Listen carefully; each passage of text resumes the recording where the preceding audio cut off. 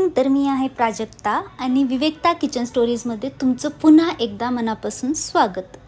तर आज मी तयार केलेले चिकन ड्रमस्टिक करण्यासाठी सर्वप्रथम आपल्याला एका बाउलमध्ये दही, आलं लसूण पेस्ट, लाल तिखट, हळद, धनेपूड, गरम मसाला, त्यानंतर जिरेपूड, लिंबाचा रस, चवीनुसार मीठ आणि तेल टाकून हे मिश्रण आपल्याला छान असं मिक्स करून घ्यायचं आहे.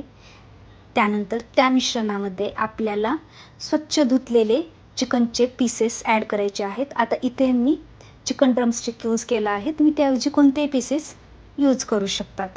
आता हे जे पीसेस आहेत त्याला आपण जे मिश्रण केले ते छान असं कोट करून घ्यायचं आहे.